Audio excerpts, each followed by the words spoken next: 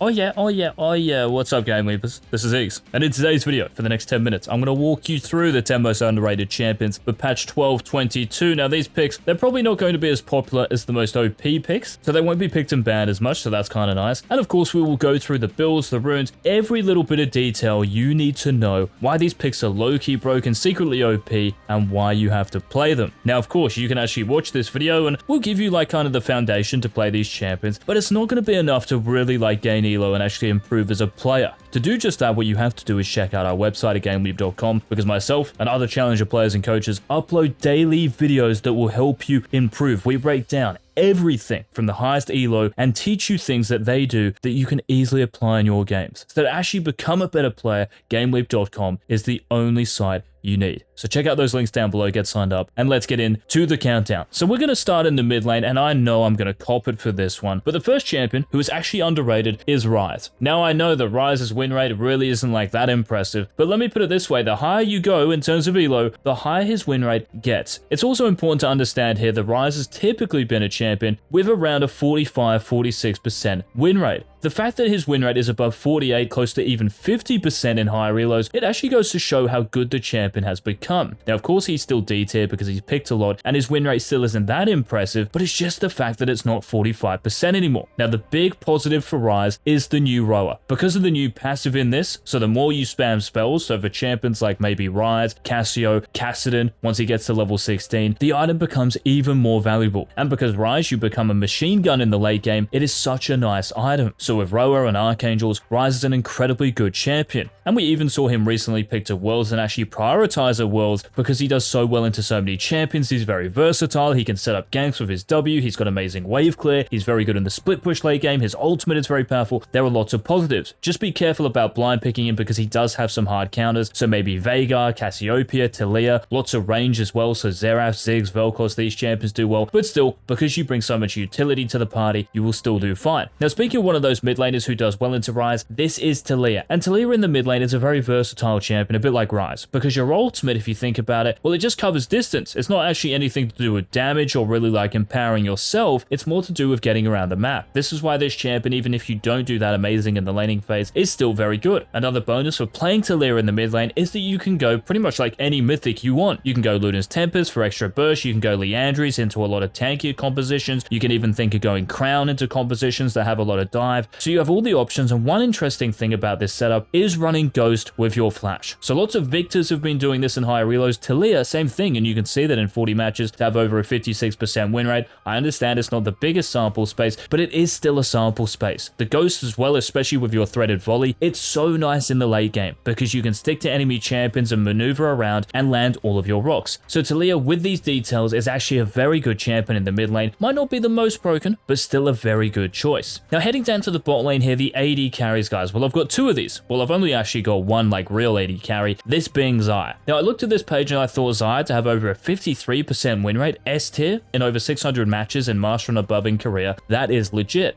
Now I think one of the big reasons why Xayah is so good at the moment, if you think about champions at the moment, right, there's a lot of dive in the game. So we see SYLAS a lot, we see Yone's, Yasuo, Zeds, lots of these exist. So the reason why Xayah becomes so good is because of your Featherstorm. At any close range champion who gets close to you, your Blade Caller, your feathers, when you pull them back into you, they're going to get rooted and you'll probably one-shot them. But one stat here that kind of just like blew my mind, if you look down to the mythic and core items section, so with Gale Force, Berserker's Grease, and PD in over 40 matches, look at the win rate for me. It is over 80%. Now honestly, this is probably the highest on Summoner's Rift. I have not seen a win rate like this once you actually do complete 3 items for ages. So with PD, you become a lot more kind of 1v1able. You don't have to rely on your support as much. Gale Force is obviously amazing for Xayah to not only stay alive if you don't have your ultimate, but to also reposition to land more feathers. So this setup is deadly. So think about picking Xayah. Be a little bit careful maybe about blind picking up, because any sort of big range or maybe good close range champion like Lucian, who has a dash as well, will be good into her. But generally speaking, she is strong indeed. Now the other champion in the bot lane or AD carry role I want to talk about, this is Ziggs. So as an AP carry, of course, and Ziggs, because of the buffs recently, has actually become a lot stronger, and he's really good into a mobile AD carries. So I don't think you guys should really blind pick Ziggs. Yes, you can flex pick him, I understand, but in the bot lane you do incredibly well into a mobile champions, right? So if the enemy bot lane is maybe something like a Felios and Heimerdinger, if the enemy bot lane is something like ASHE and Seraphine, something like this, right, you're going to have so much value because landing your Q, so your bombs, is super easy. They have a very hard time to dodge it, and when we think about your ultimate, your Mega Inferno bomb, your satchel charge as well, landing this onto a champion like a Felios or Kog'Maw or Ashe, super easy. So Ziggs in the bot lane, if they have an immobile bot lane, guys, think about locking him in. Just be a little bit careful. If you're picking Ziggs, you're an AP carry, so if you have a lot of magic damage on your team already, you might have to come up with another strategy. Now heading to the top lane here, the only top lane on this countdown, guys, and to be honest, it's actually a bit like Xayah here in this respect, because TRYNDAMERE, once you complete these 3 items, so Berserker's Greaves, followed by Ravenous Hydra, yes, the new Hydra, you are rushing this as your first major item, so Greaves into Hydra, and then Gale Force, look at this for me, 41 matches, the same as Xayah, a 78% win rate, so this is extremely high as well. Once you complete these 3 items in this order, TRYNDAMERE wins more than most of his matches. That speaks volumes to how broken this setup is, because innately speaking, TRYNDAMERE is nowhere near as strong as he was earlier in Season 12, right? The build just makes him busted. So we're abusing Ravenous Hydra. That's pretty much it. You're still going the sustain setup, so you're maxing your Q first with Second Wind, and of course we're still going Lethal Tempo, Flash and Ghost. Everything else is really the same. So TRYNDAMERE in the top lane, these stats are from us from above, clearly is having success and flying a little bit under the radar, and to be honest, should be played more with this build. Now moving down to the support role, guys, we only have one champion to talk about here, this being Ashe. Now this is in Master and above in Korea. So an S tier champion, over a 52% win rate as a support, so not even as an AD carry. So why is Ashe support such a good pick? Well, it's great to get priority. You're strong early game because of your W. Your Hawk Shot is an incredibly powerful ability because you can easily spot the enemy junglers in the early game. So for the first 5 minutes, it's actually very easy just to solo carry games because of your W, because of your Hail of Blades threat. You actually deal decent damage with this, and because of your Hawk Shot being able to reveal the enemy jungler, it's quite potent. Just make sure you're taking biscuits for sustain because you don't have any mana here, especially if you're not going mirror mana as one of your items, so starting off with a tier after your sickle, that is, you're going to go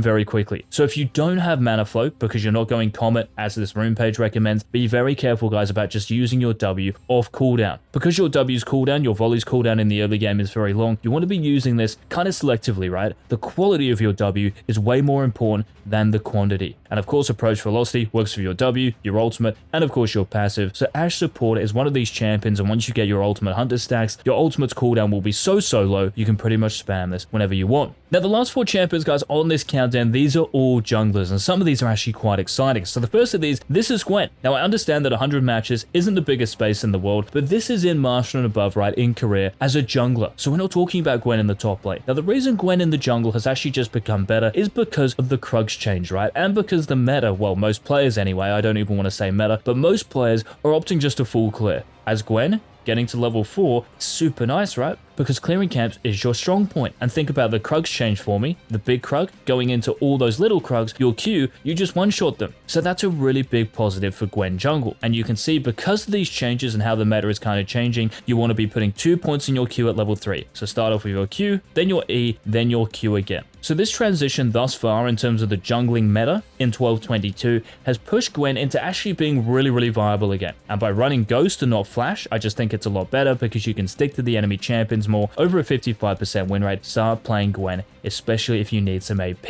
Now, if you want to play a champion who's probably more innately broken than GWEN, but will still offer you magic damage, this is SYLAS in the jungle. And specifically here, we're talking about Green Smite or Green Pet SYLAS because the shield is so good on him. This makes you very hard to kill, and by getting a Night Harvester as your mythic item, the ability haste from this, well, it's just going to accelerate your progression throughout a game. This can actually afford you as well to go Sorcerer Shoes because of the ability haste we're already getting from Night Harvester. So you don't even have to go Lucidity Boots, Sorc Shoes, you will shred through enemies. And by taking Dark Harvest in your runes, I know it might look a little bit weird, but you actually deal so much damage. And remember, you're playing jungle SYLAS, so lots of the time you're going to be ganking low health enemies, or maybe catching out unsuspecting enemies. Dark Harvest stacking is super easy to do. Just be a little bit careful in the early game because you are incredibly weak to champions who might possess a bit of power. So champions like maybe even Rengar at level 1 or level 2 with red buff, Kindred the same thing, so do be careful about that. But let's say you want to play an attack damage jungler. Well, one of the best to pick is Nocturne. Now I know the stats, they're not that flattering, but the truth here, guys, a bit like the other champions we've talked about, maybe Xayah and TRYNDAMERE, we mentioned a core build, right? Well, with Nocturne, I'm mentioning a Ravenous Hydra Rush into Stridebreaker. Doing this in every single elo, so I don't care if you're bronze, gold, diamond, master, challenger, whatever you are, this reaps the most reward. The reason being is because of Hydra, just how it works now, so the new Ravenous, the carnivorous stacking, so good for Nocturne. You're so good at clearing camps, and kind of like I mentioned for Gwen, right? Because of your amazing AoE and your passive or your Q, you clear Krug so quickly, so it's actually just going to accelerate again your progression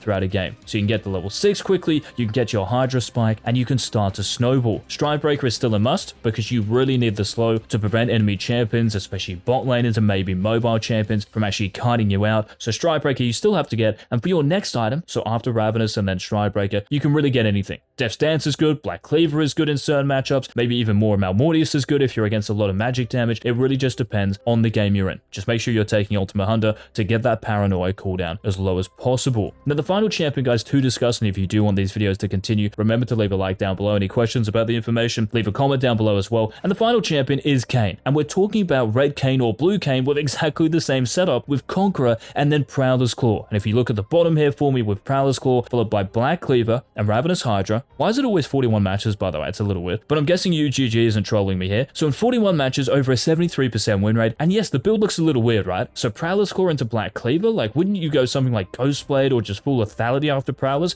Well, remember, Prowlers is giving you lethality in the mythic passive, so it might be a little bit overkill to get other items. Black Cleaver is so useful because of the ability haze and because it does so well against tankier champions, right? And lots of champions these days, even if they're kind of squishy champions, might even be going something like Jack Show or even Frostfire Gauntlet. Black Cleaver will let you shred them. As Kayn as well, if you do go like full lethality, you do become very vulnerable to junglers with a lot of armor and DPS. So champions like Udyr or Nocturne with steel caps, these champions can cuck you. But after Cleaver, once you get Ravenous Hydra, for the same reasons as the other champions we've aforementioned, too good. You will one-shot anyone with this setup if you're going Rape Kayn or Blue Kayn, doesn't even matter, right? Whatever form you get first, just always build this and you should be sweet. And it might also be worth pointing out here, you can see in terms of the skill priority, and remember this is in Master and above in Korea, they're putting 3 points at Q, so at level 5, 2 by level 3, so the same as Gwen, that's important to point out, but then they're maxing their W. So by level 10, you have 3 points in Q and 5 in your W. So maybe you guys should try that out and let us know how you get on. But those were the 10 most underrated, secretly OP champions, guys, for patch 12.22. Hopefully you enjoyed it and took something away from the video, and until our next season 12 or preseason 13 upload, this has been a